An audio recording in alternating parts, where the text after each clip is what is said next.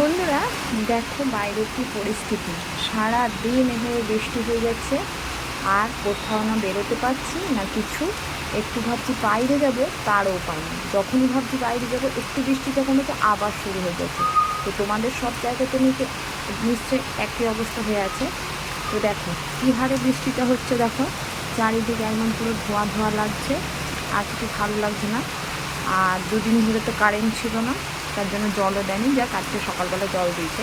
আর দেখছো এই গরুটাকে, এ কিন্তু রোজ এখানে এসে দাঁড়ায়। এখানে একটা সেট করা আছে, ওর তলাতে দাঁড়িয়ে থাকে যাতে না ভিজে। তো বন্ধুরা দেখো, এই নারকেল গাছটা দেখো, আমি যখনই ভিডিও বানাই এই নারকেল গাছটার ছবিটা কিন্তু আমাকে তুলতেই হয়, আমার খুব ভালো লাগে।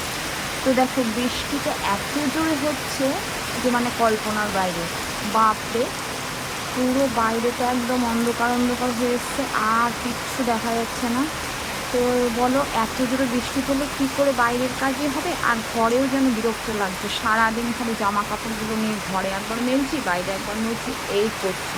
তো যাই হোক, তোমাদেরও কি একই অবস্থা? আর রাস্তাঘাটের অবস্থা দেখো, পুরো একদম ভেজা ভেজা।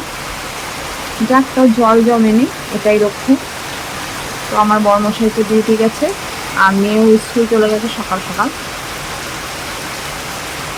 মেয়েকে স্কুলে পাঠিয়ে দিয়েছি, আর ছেলে ঘরেই আছে।